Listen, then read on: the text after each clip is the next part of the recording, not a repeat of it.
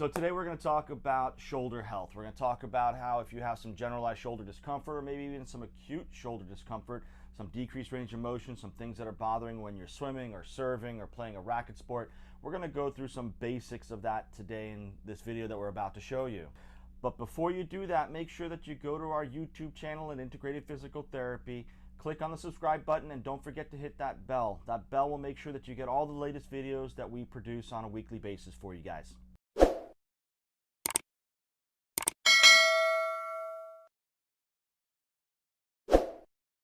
So the first one we're going to do today is called a posterior shoulder smash. All that means is that we're going to take a ball and we're going to line it up in the back of the shoulder to help open some things up. Now, because we're on a squishy table, if you choose to do this exercise on a squishy table or if you're doing it on the bed, we're again, like last time, we're going to use a book, except this time we're going to introduce a healthy eating book by Susan Farkas.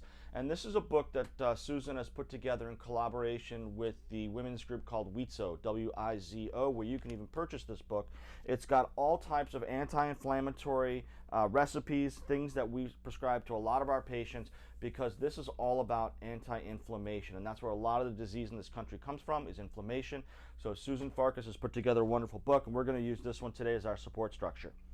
So I'm going to have Brittany come down, and we're going to use one of our myofascial release balls. We have these here in the clinic, and what we're going to do is we're going to place the ball right on the back of the shoulder, and you can see that's going to go right here. So arm comes up into here, shoulder blades right here. There's a little soft spot right in the back of that shoulder. That's where we're going to go.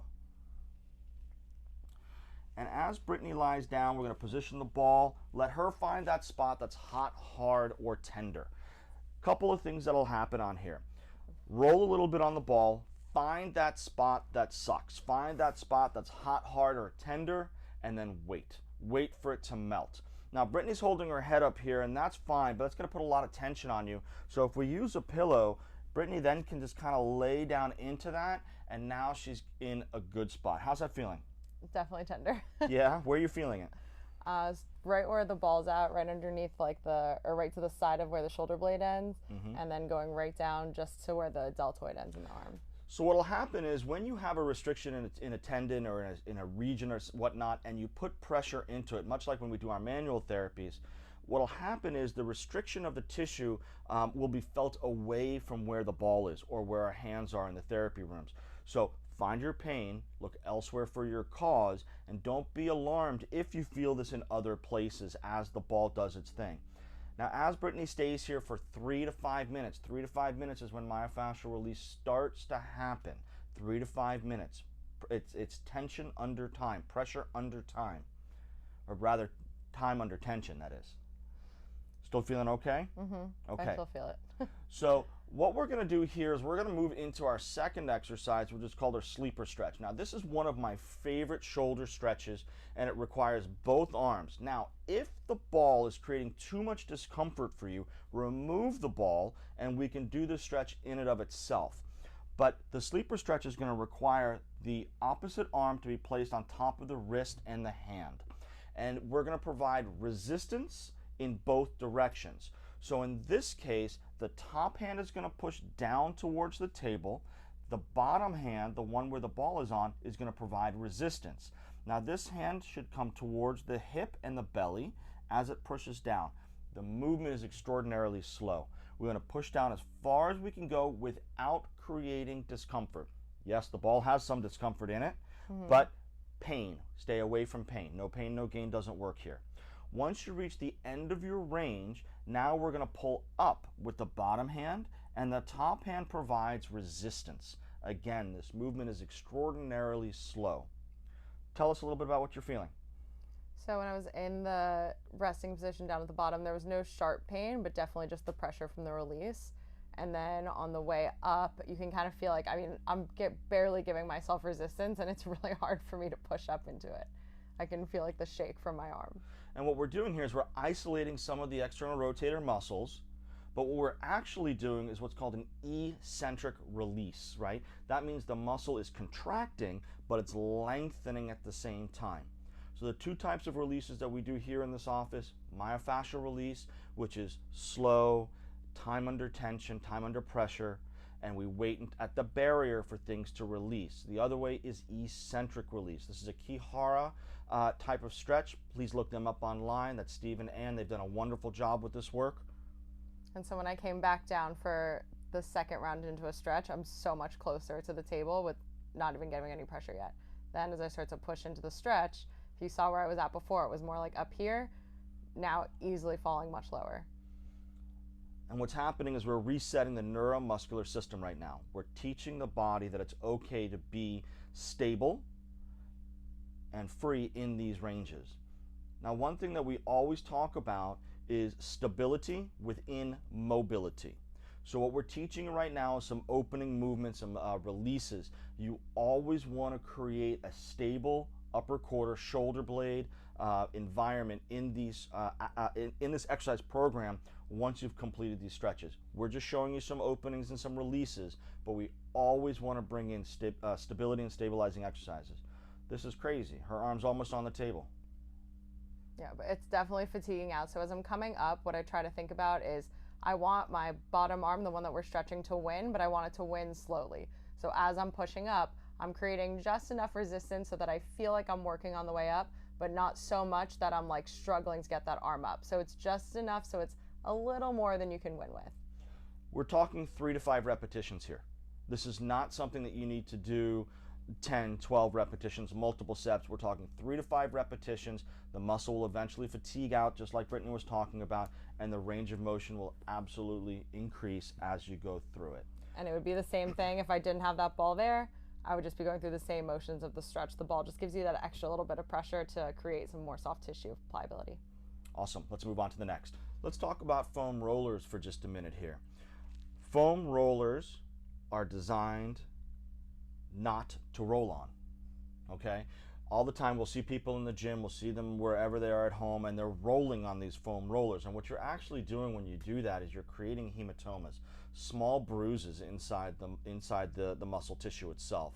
A foam roller is just another tool that we use, much like the ball we just showed you guys, is to find a space and then soften your body into it. So we've got Brittany lying on a roller here. This is 36 inches long by 6 inches tall. We do have these here in our office for you if you'd like them. And again, just for video purposes, we have this on a table. We do not want to do these rollers on a table. For number one, for safety precautions, we don't want you rolling off a table. And number two, we want the solid form of the floor to be the support for the roller, which then becomes the support for your spine. Now in this position, I'm just waiting a few minutes here and kind of talking so that Brittany's spine can just slowly soften and melt into the roller. Tell me what you're feeling right here, Brittany. So I'm not in a stretch position yet. I have a little bit of a tuck going on at the hips just to keep my low back from being arched off the roller. Talked about it in previous videos. You want to try and get a nice neutral spine. So I'm thinking about lengthening my tailbone towards the opposite direction while my head's pulling out the other way. So I'm getting as long through my spine as I can. Another way to think of a neutral spine is the sacrum, which is that triangle bone down in your tush area just above the coccyx, is when it's most in contact with the floor. So if you lie flat on the floor or on a roller and you do a posterior tilt where you're tilted all the way back and then you tilt the other way where you arch, find somewhere in between where the sacrum, that triangular shaped bone, is most in contact with the roller or the floor, and that's going to be your neutral spine. So after we've let Brittany's spine just completely soften here into the roller, we're going to go into a pectoral stretch.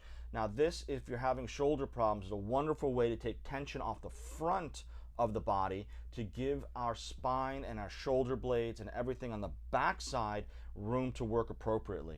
So all Brittany's done here is she's brought her arms into an open, what we call a W position here.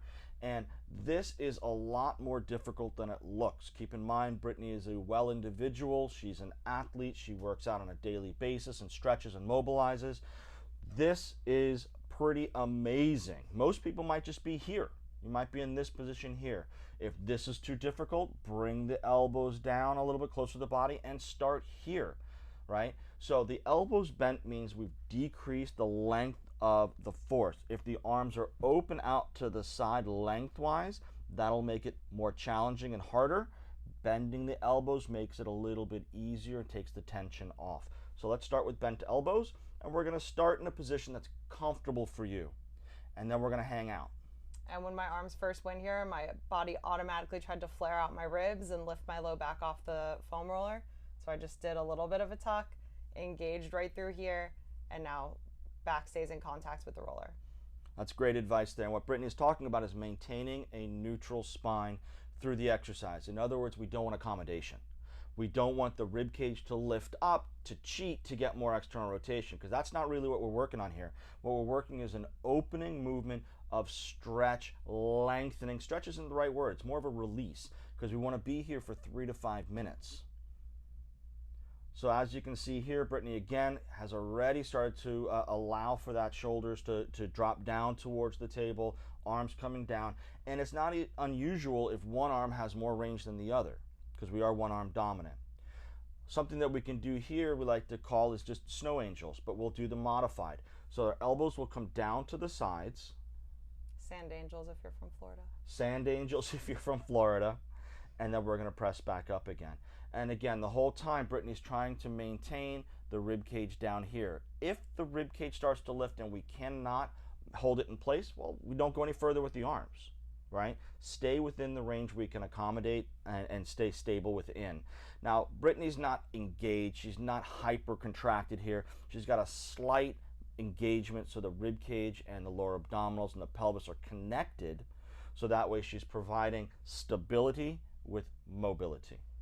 And location of the stretch is right like near the armpit area, so right across the front of the chest. If you're feeling pain that's radiating down into the arms and you definitely need to modify, you can start here with the palms facing up, arms by your side. Play around with the position. You're going to find your sweet spot where you're getting the stretch without any kind of radiating pain. Now, the idea of a foam roller, this should take time.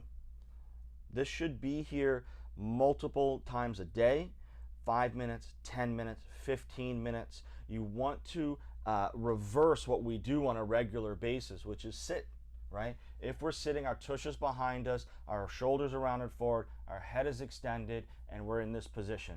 We want to get into more of an extension. In this case, neutral, with allowing our body to move open.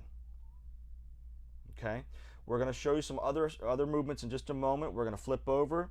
So we're going to take out the foam roller. We'll be right back with you. So we've taken Brittany off the foam roller nice and gentle and easy, and we've asked her to lie down on her belly here. And this exercise is going to be about regaining stabilization of the shoulder blade complex in through here. So I'm on the back side of the table. Normally I'll be in front of her kind of guiding the motion in through the arm, but for video purposes I'm going to be on this side of the table. So what we want to do in this position is, as Brittany lets the one arm fall off the table, we're going to have her bring her arm out to the side towards you. Now, as the arm starts to move to the side, notice how Brittany's turned her thumb upward. And the reason we do that is it turns the arm bone back this way and prevents impingement. It prevents when the muscle butts up against the underside of the shoulder bones in there, the acromial process, and it's a lot easier. Now, the focus of this exercise, yes, is to lift the arm. However, the stabilization happens here in the shoulder. So as Brittany starts to lift, just in the very beginning, I'm going to ask her just to bring her shoulder blade towards her spine and slightly down toward the opposite hip. Okay, so that's going to bring in some of these muscles underneath the shoulder, creating a stable environment for the shoulder to heal. Now, the beauty of this position and this exercise is she's got a tremendous amount of range she can play with. She can bring the arm, and the next repetition, what we'll do is we'll bring the arm up a little bit further, a little bit more into what we call flexion, and more scaption area here. And again, the rules stay the same. Shoulder blade pulls down towards the spine, into the spine, and then down towards the opposite hip. And this is that fascial sling that Tom Myers likes to talk about, and a posterior sling from the back of the shoulder coming down into the hip and then down into the rest of the leg. That's a conversation for another time. So Brittany can play in these various different ranges.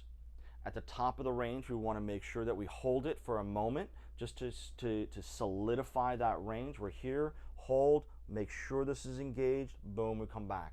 Now in this case, Brittany's got her head straight down using her other arm as a pillow, and that's keeping her spine and her neck in neutral, okay? If you turn your head to one side or your head is turned up, that might cause a little bit of discomfort in this position. Now you can probably see after just a few repetitions, Brittany's already getting a little tired here. Okay, so we're going to change this exercise and we're going to go into extension here. So leading with the palm, we're going to go back towards the hip, leading with the palm, and the same rules apply. Shoulder blade pulls in and towards the opposite side. And we'll do 1 or 2 here just to give you an idea of what it looks like.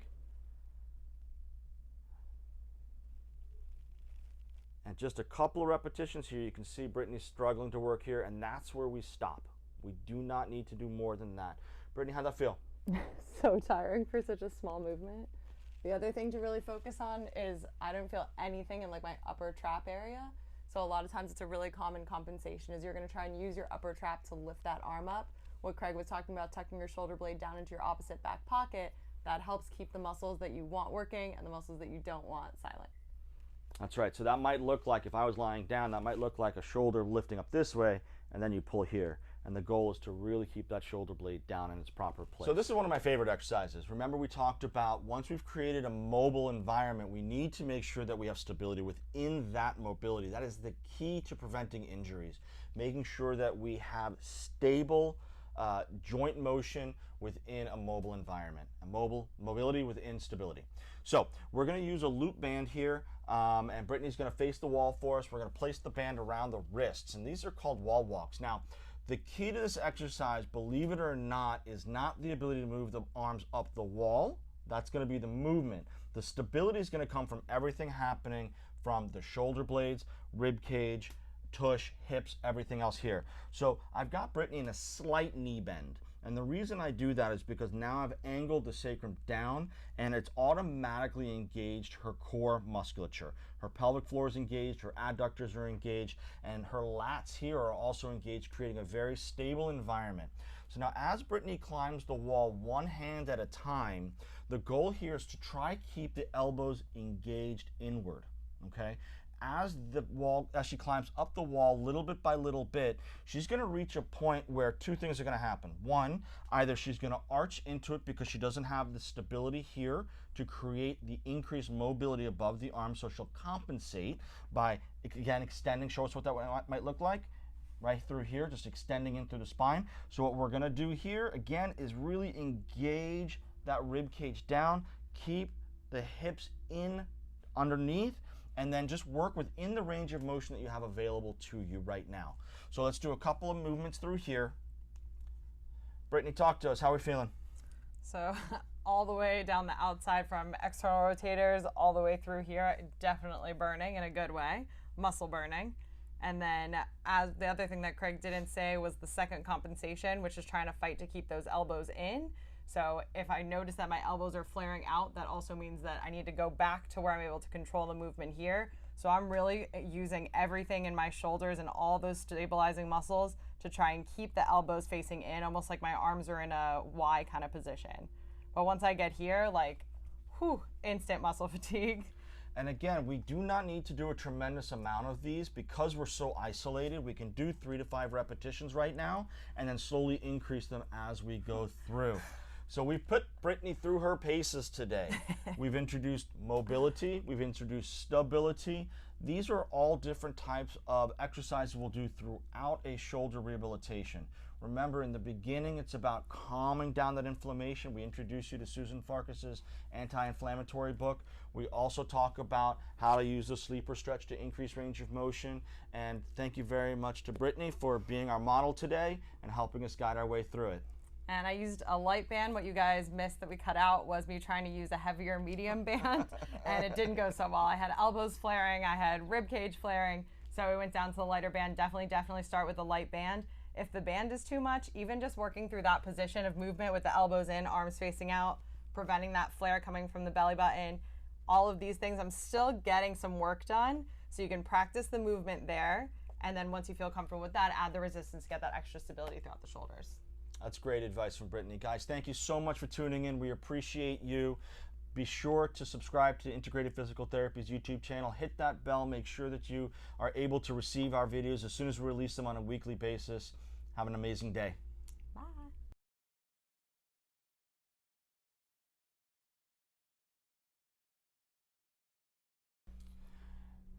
Good morning. That one sucked because I'm not awake yet, so I'm going to do that again.